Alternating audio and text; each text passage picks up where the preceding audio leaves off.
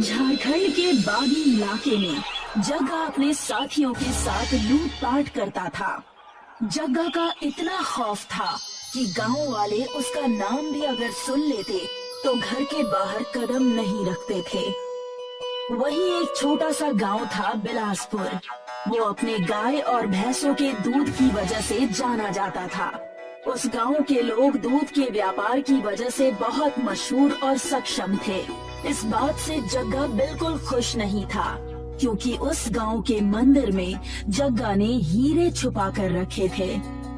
इन बिलासपुर गांव वालों का कुछ करना होगा। दूध की मलाई खा खा कर गांव वालों में बहुत घमंड आ गया है, और तो और उनके पास हमारे हीरे की ईंट भी है। हुजूर, आप हमेशा हीरे की ईंट के पीछे इतना परेशान क्यों रहते हैं? आखिर माजरा क्या है उस हीरे की ईंट का?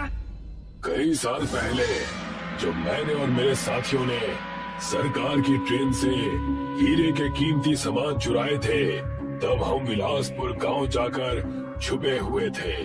तब मैंने सारे हीरे बिलासपुर के मंदिर जो उस वक्त बन रही थी, पुलिस और अन्य डाकुओं से बचने के लिए मैंने उन हीरों को ईंटों में रखकर छुपा दिया था।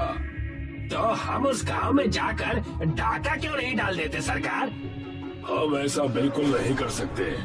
मैंने सांबा को कल रात को हीरों की ईंटों के बारे में पता लगाने के लिए भेजा था। वो यहाँ आता ही होगा। जग्गा और डाकू बात कर ही रहे थे कि वहाँ पर सांबा आ गया। मैं इस गांव में चरवाहा बनकर गया था और मैंने हीरे ढूंढ भी लिए थे, लेकिन पुजारी के आने के डर से मैंने मंदिर की रसोई में हीरों की रोटियां बनवाकर रख दी। इतनी हेर फेर से मेरा दिमाग फटा जा रहा है। हमें कैसे भी करके उन हीरे की रोटियों को तलाशना होगा। मालिक, मालिक, एक जरूरी खबर आपको सुनानी है। अरे फिर जल्दी कहता क्यों नहीं है? और तो इतना हाफ क्यों रहा है? उन बिलासपुर वासियों ने हीरे की रोटियों को मंदिर का चमत्कार समझकर मंदिर में रखवा दिया है। मैंने जैसे ही ये खबर सुनी, मैं दौड़ता हुआ आपके पास आ गया। बिलासपुर गांव जाना जाता है उनके पशुओं के बारे में। अगर हम उन पशुओं को हथिया लें, तो हमें हीरे की रोटियां जरूर मिल जाएंगी। जग्गा अपनी डाकुओं की टोली को लेकर बिलासपुर के पास वाली तालाब पर जाता है। ये तालाब देख रहे हो? यहाँ पर बिलासपुर के पशु हमेशा पानी पीने आया करते हैं। तो हमें यहाँ सुबह तक रुकना है और उन्हें बंदी बनाना है ना सरकार? कुछ भी मत बोलो और मेरी बातें अच्छे से सुनो। इस तालाब में बेहोशी की दवाई मिला दो। जब सुबह उनके पशु इस तालाब से पानी पीने आएंगे, तो वो सब बेहोश हो जाएंगे।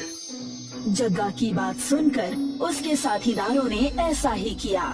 सुबह जैसे ही बिलासपुर के पशुओं ने, यानी कि गाय, भैंस और बकरियों ने उस तालाब का पानी पिया, वो वहीं बेहोश होकर गिर गए।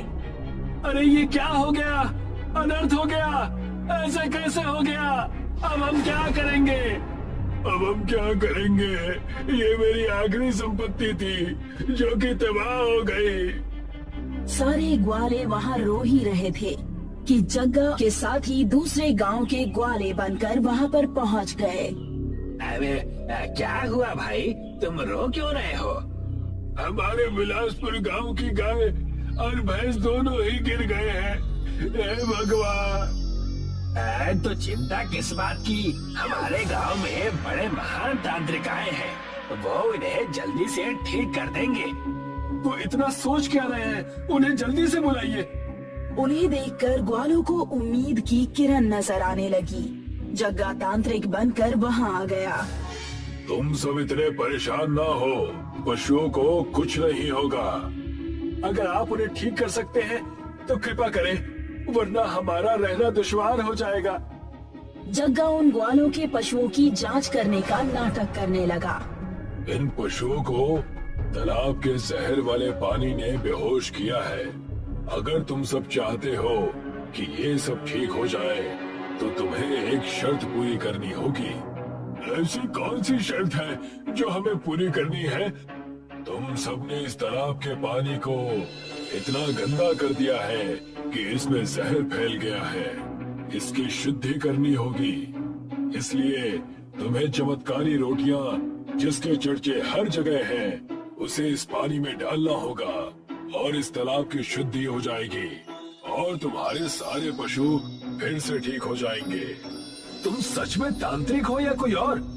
अब जो ये कह रहे हैं वो बिल्कुल सच है। तुम्हें ऐसा करना ही चाहिए। कभी कभी गांव वालों पर बुरा साया आ जाता है। तांत्रिक जी का कहा मानना चाहिए। हमारे पास कोई और चारा भी नहीं है। हम बिल्कुल ऐसा ही करेंगे। जग्गा को तांत्रिक के वेश में देखकर गांव वाले उसे पहचान नहीं पाए और विलासपुर गांव जाकर हीरे की रोटियां ले आए। तब तक तुम एक काम करो, उन पशुओं को कहीं छुपा दो।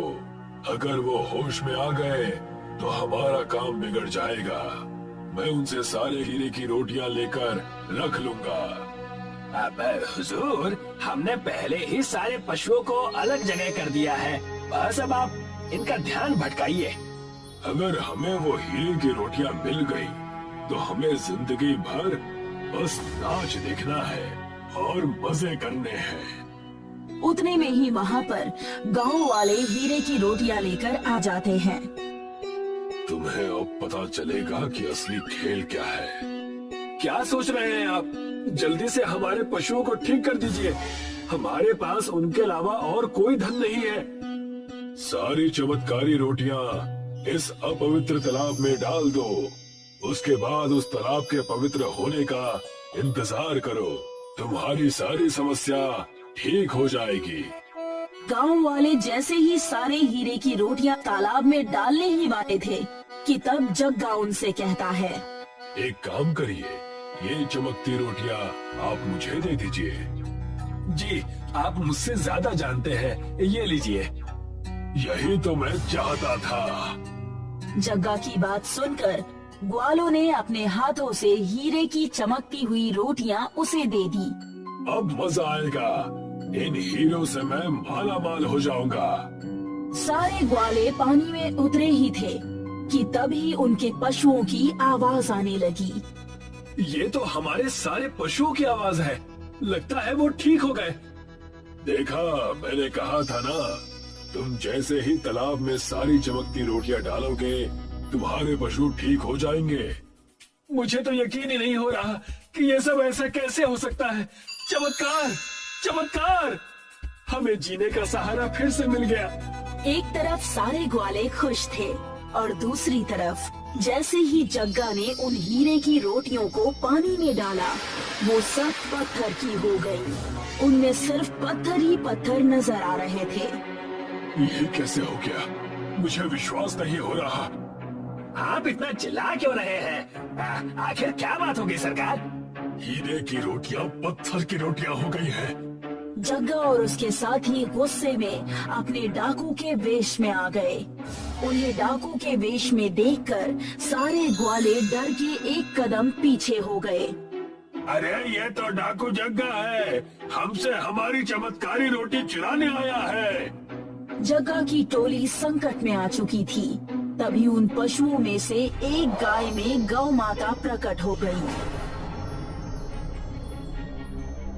तुम सबने इस तालाब के साथ साथ पशुओं को भी हानि पहुंचाई है और उसका परिणाम तुम्हें पत्थर के रूप में मिला है।